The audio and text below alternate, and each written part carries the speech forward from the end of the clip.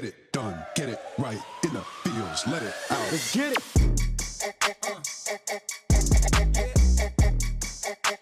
Olá, pessoal! Bem-vindos a mais uma palestra do CMO Summit.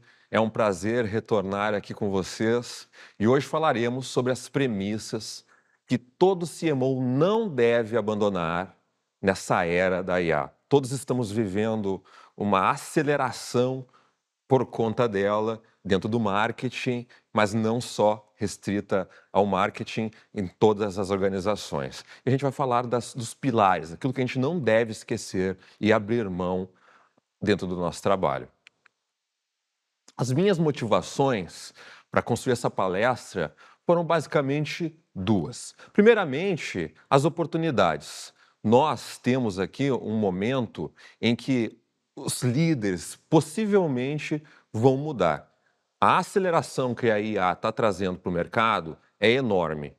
E grandes corporações, muitas vezes, não são rápidas o suficiente para incorporar essas mudanças e dão espaço para novos players ocuparem o todo ou uma parte importante, conquistando, então, obviamente, uma parcela e incomodando o líder ao longo dos anos que passam. E também, obviamente, os desafios que nós, CMOs, temos de nos mantermos relevantes. É conhecida a grande rotatividade, tanto na cadeira dos CMOs, que trocam constantemente dentro das empresas, a gente vai falar sobre isso ao longo da palestra, mas também das próprias equipes, do time de marketing como um todo, e fornecedores e agências. E, óbvio, a pressão pelo resultado é a motivação por isso, em que a gente percebe, muitas vezes, expectativas e realidades aquém do esperado. Meu nome é Guilherme De Bortoli, vocês podem me chamem, por favor, de Gui, assim como todo mundo. Eu sou pai, esposo, sou um dos profissionais, um dos 100 profissionais do digital reconhecidos em 2023. Também fui conselheiro da RD Station e estou no digital desde 1997. Também sou um dos fundadores da Orgânica e atualmente tenho as duas posições, CEO e CMO, na agência. Essa agência que em algumas semanas vai fazer 17 anos, tem uma longa e interessante portfólio de clientes e cases que são muito bacanas, estão disponíveis no nosso site organicadigital.com. Então vamos às premissas.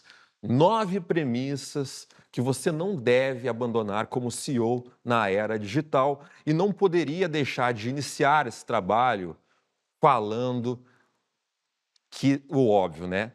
IA não salva estratégia ruim. Você, como marqueteiro, deve observar que o alinhamento estratégico e os objetivos do negócio, eles devem estar à frente de tudo. Você não pode, obviamente, se emocionar pela IA e colocá-la no centro. A implementação e a adoção da IA, por mais estratégica que seja, não é o fim, não é realmente aquilo que a gente deve buscar. O ROI das nossas iniciativas, ele tem que parar de pé. As iniciativas de IA, todos os projetos de IA, eles devem se sustentar financeiramente. Afinal de contas, quando a gente entra num cliente, na nossa consultoria, e observa problemas que são geralmente atribuídos às operações de marketing, a gente segue a trilha, o rastro disso, e começa a ir em direção à tática, e no final, não por acaso, são um problema na estratégia e na conexão dela com os objetivos do negócio. A falta de clareza e a falta de organização e direção estratégica acabam poluindo os resultados e fazendo com que eles estejam aquém do esperado. Esse alinhamento estratégico dos objetivos do negócio não pode deixar de ser feito com a aceleração da IA. E o que culmina, obviamente, numa necessidade que nós temos como CMOs de respeitar o longo prazo no hoje. A IA, com o objetivo de acelerar o negócio, ela deve fortalecer e acelerar os resultados, facilitando. Mas o objetivo em si não é a IA, assim como eu disse anteriormente. A gente tem que fazer com que a organização ela seja resiliente o suficiente para que ela não fique mudando a direção do negócio a todo momento. É muito fácil, com base nos insights, fazer com que a empresa seja conduzida de forma errada, enquanto o que importa mesmo dentro dessa organização é que os seus resultados sejam perenes ao longo do tempo. Então, por mais que nós tenhamos estímulos e uma imprevisibilidade externa, nós precisamos que o nosso plano seja resiliente e mantenha uma estabilidade interna dentro do nosso dia a dia. Mas essa estabilidade, ela por si só, ela não é suficiente. A gente precisa que essa resiliência ela sustente, obviamente, uma visão de longo prazo que resista à mudança de pessoas e à mudança também de tecnologia. Afinal de contas, a IA é só uma das mudanças que a gente viu, está sentindo nas últimas décadas. Se vocês observarem a própria entrada da internet nos negócios, aconteceu há poucas décadas. Então, a IA é mais uma onda importante que veio para ficar, mas a gente não pode, obviamente, deixar com que essas mudanças ocupem o espaço e derrubem a nossa visão de longo prazo, fazendo com que a gente se preocupe de fato com a performance de hoje, mas canibalize o futuro da nossa empresa. Seguindo como CMO, eu não posso deixar de me preocupar com a liderança e com a minha posição e a minha importância dentro do dia a dia. CMOs, num todo, têm, obviamente, a preocupação com o tempo da sua importância dentro da empresa. Ou seja, a cadeira em si é uma cadeira que troca muito de responsável. A gente não pode se preocupar apenas em ser tecnicamente competentes, mas também precisamos liderar essa grande mudança e a adoção obrigatória da IA no dia a dia dos nossos times, resolvendo algo que certamente aí no seu lado você está vivendo, que é a resistência e o medo para a mudança. Recentemente participei de uma conferência com foco em IA e nessa conferência, após as palestras, no momento da abertura das perguntas, o microfone transitava entre os participantes e a maioria deles revelava uma dificuldade para que os seus colaboradores, para que os seus times adotassem o uso de licenças do ChatGPT ou similar. Eu pago e eles não usam, parece que eles não querem. E isso é natural do humano e a gente vai precisar saber conduzir essa inovação para dentro do nosso time, mas se preocupando, obviamente, com dois pontos que são essenciais. O primeiro deles é que, assim como a gente teve uma base teórica sobre diversos assuntos que não fazem parte do nosso dia a dia profissional, por exemplo, às vezes a matemática, idiomas, ciências, a natureza em si como um todo, o corpo humano e o funcionamento do mundo, a gente já passou, dentro da nossa história profissional, pela adoção dos próprios computadores.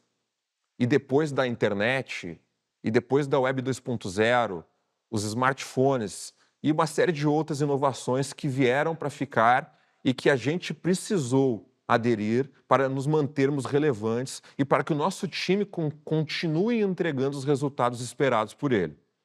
Enquanto a gente está fazendo isso, enquanto estamos preocupados com a velocidade que isso precisa acontecer no dia a dia, outros CMOs também têm esse desafio, ou seja, eles também têm essa resistência no dia a dia e eles também precisam de talentos que estejam aproveitando dessa velocidade para que eles consigam tirar suas iniciativas do papel. Seus talentos e as pessoas que você está formando certamente serão mais valiosas em outras empresas. Na prática, nem todo profissional no seu time vai ter fluência em engenharia de prompts. Você vai ter um time multidisciplinar, assim como você tem designers, copywriters, você tem especialistas em mídia paga, mídia orgânica e assim por diante, você também terá, dentro do seu time, pessoas especialistas na engenharia desses prompts, dominando eles. E os outros vão ser, obviamente, serem suportados por esse novo papel que fará parte do seu dia a dia, e essa pessoa será muito concorrida e você precisará, então, não só treinar essas pessoas, como também reter esses talentos com maior força. Para que isso aconteça, você vai precisar trabalhar simultaneamente sobre 2 pontos. Uma cultura que incentive a adoção da IA como um todo e consiga desmistificar esse medo e derrubar a resistência natural das pessoas para que tudo isso ocorra. Essa cultura, ela tem que, além de sustentar e derrubar essas situações, criar um ambiente seguro para o longo prazo, para que essas pessoas se sintam à vontade realmente e adotem e queiram ficar no seu time, ou seja, realmente pensando na retenção desse talento. Como você pode fazer isso? Uma grande sugestão, muito simples, na verdade, para ser colocada em prática, é pegar pessoas, ou ainda você mesmo, se for um entusiasta dessa tecnologia, e começar dentro de uma frequência, dentro de uma rotina viável dentro da sua empresa, fazer encontros onde você explora na prática e demonstra na prática como isso tem beneficiado o seu dia a dia e como pode beneficiar o dia a dia deles. Você pode também fazer com que esse encontro seja calendarizado com responsáveis diferentes, para que eles possam compartilhar os seus experimentos e demonstrar as evoluções que eles conquistaram dentro do dia a dia da empresa. Também, outra ideia importante é fazer com que você escolha pessoas dentro do time, inclusive aquelas que têm resistência e dificuldade com a tecnologia, e coloque missões específicas dentro dos silos de responsabilidade delas, para que elas experimentem com o seu respaldo, com um tempo previsto para isso, e aí depois devolvam para você o que elas aprenderam e o que elas conseguiram evoluir com isso. Você vai se surpreender como isso empolga as pessoas e como elas se sentirão empoderadas ao colocar a IA no seu dia a dia e transformadas. Por quê? Porque além de conseguirem fazer mais rápido, elas vão conseguir fazer melhor. E fazendo melhor, elas vão querer contar para os seus pares o que elas estão fazendo, e isso vai trazer os olhares para essas pessoas, e elas vão começar a conquistar um novo espaço, uma importância dentro dessa engenharia social do time, para com os seus pares, um novo respeito e um novo momento na carreira dela. Isso vai incentivar com que outras pessoas queiram usar, e você vai começar a realmente ter uma cultura vivenciada e não apenas uma cultura incentivada. Mas não menos importante, a gente chega num ponto, numa outra premissa, que é: não podemos qualificar apenas os nossos times, a gente precisa qualificar a nossa empresa no que diz respeito à IA. Nessa mesma conferência que participei recentemente, eu conhecia outros palestrantes, inclusive os organizadores do evento, e a gente pôde conversar a respeito das perguntas que estavam sendo feitas, o público fazendo para os palestrantes. E eu comentei o seguinte, que na minha opinião, as perguntas eram erradas, que as pessoas estavam divagando sobre situações que não deveriam ser a prioridade delas. Lá na Orgânica, muito antes da gente conseguir conquistar de fato a cultura e o uso das inteligências artificiais pelas pessoas, a gente conseguiu implantar ela nos nossos processos. Como assim nos nossos processos? A gente tem workflows que são nada mais, nada menos do que sistemas que sustentam a utilização dos nossos processos.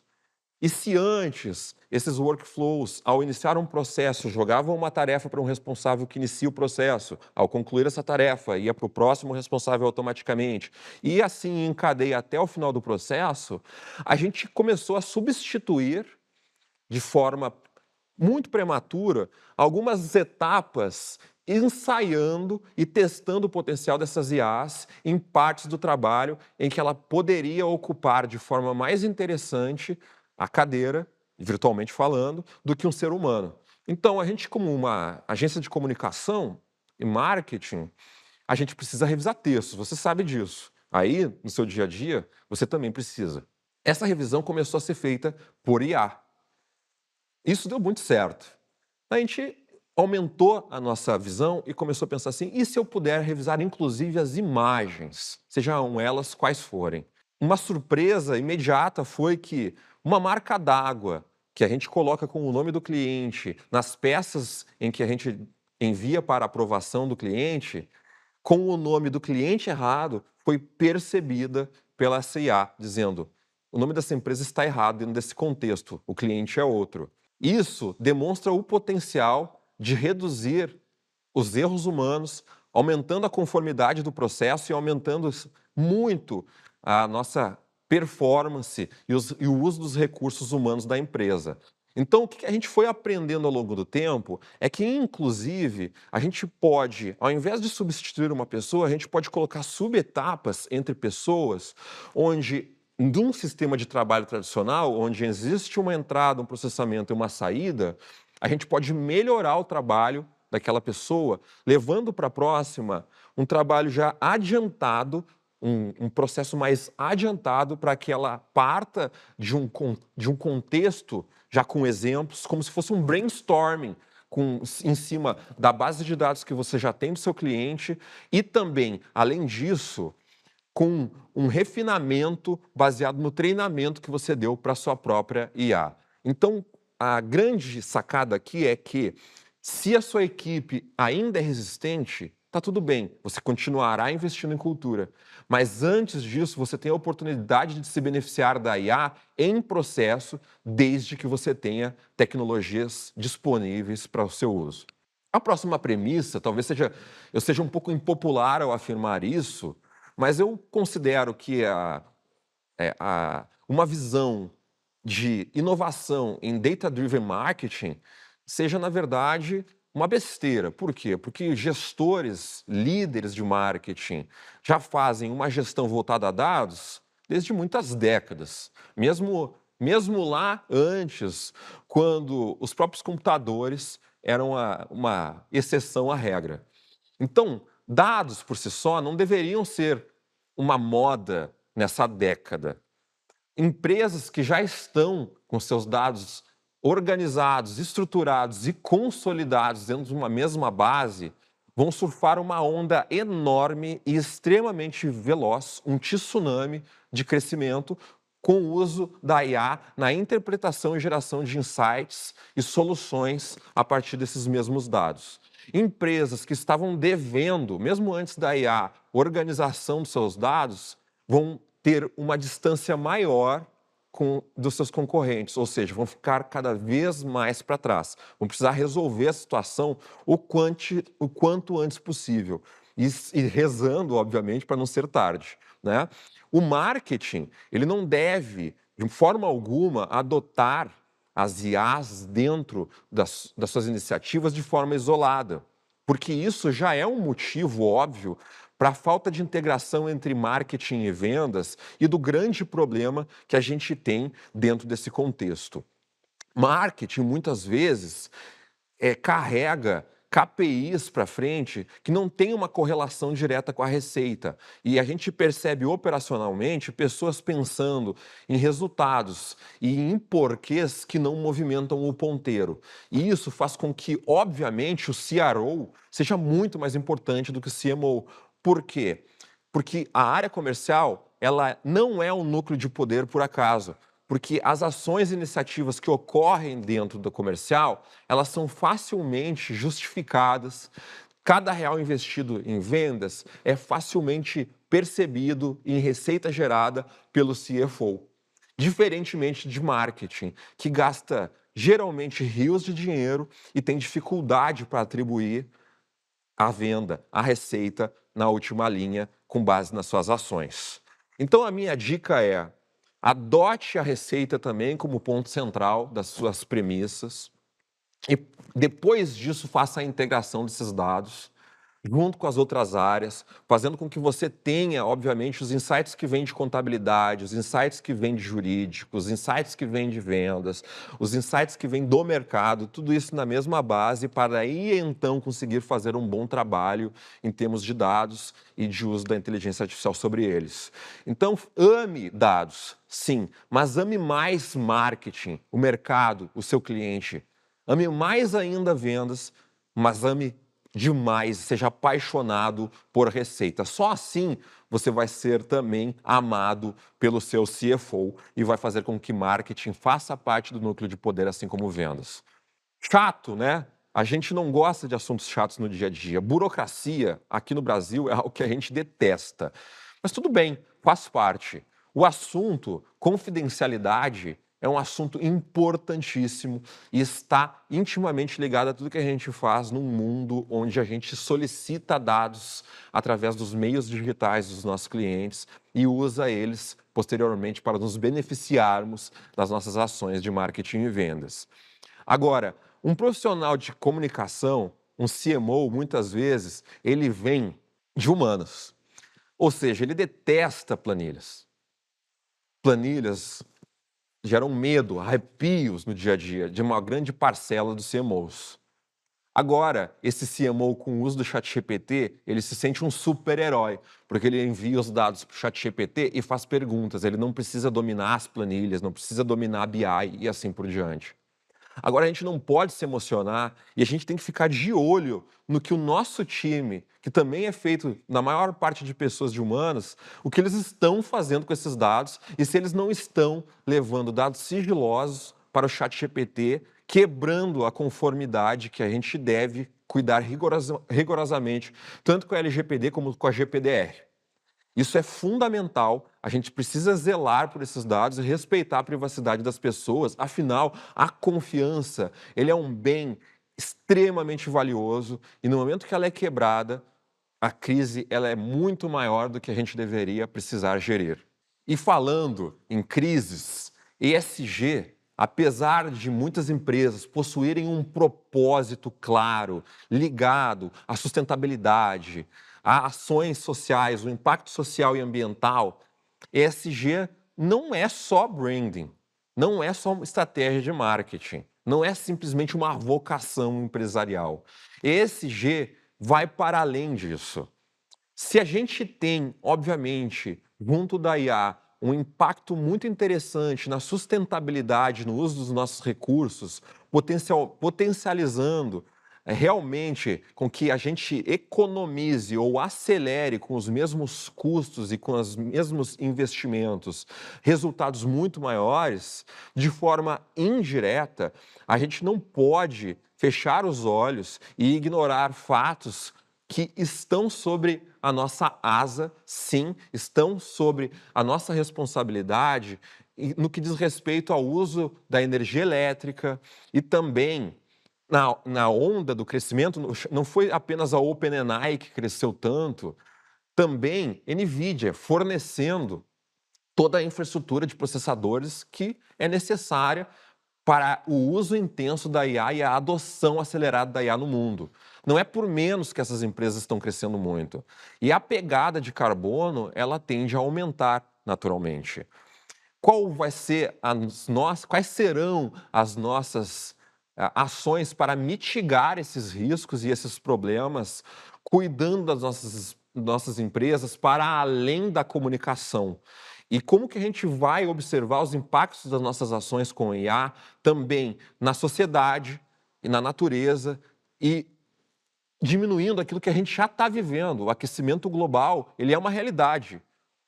A gente tem fenômenos naturais que a gente não conhecia acontecendo no nosso país e no resto do mundo. Enchentes, deslizamentos de terra, desalocação de pessoas, a gente tem queimadas, a gente tem o efeito estufa prejudicando o nosso bem-estar, o ar cada vez mais poluído, a gente não está batendo as metas de sustentabilidade definidas, né, pelas Organizações Unidas. E isso vai, com certeza, prejudicar também a população em geral, gerando desemprego, que, por consequência, vai gerar empobrecimento, fome e o aumento da segurança das nossas populações. Isso tudo é um impacto da adoção da tecnologia. Faz parte, faz parte.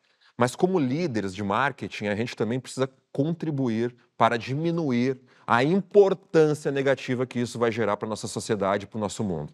Saindo dessa vibe negativa, a gente precisa falar daquilo que não sai de moda, né? O preto não sai de moda. assim como a centralidade do cliente também nunca vai sair.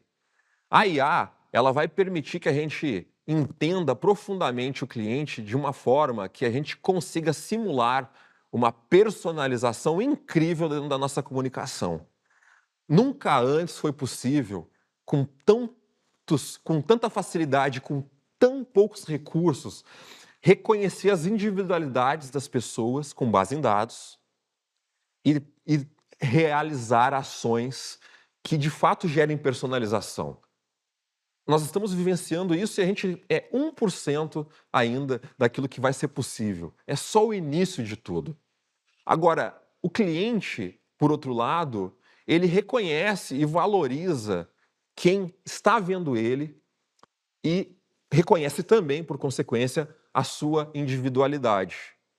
A gente tem a oportunidade agora de unir o melhor dos mundos. Quiçá, talvez nunca antes a gente pôde usar todo o potencial da inteligência humana, porque a gente se ocupa, em grande parte, em atividades que são operacionais, braçais, né, e robóticas, ao invés de ter tempo de qualidade pensando no cliente e atendendo realmente bem os nossos clientes.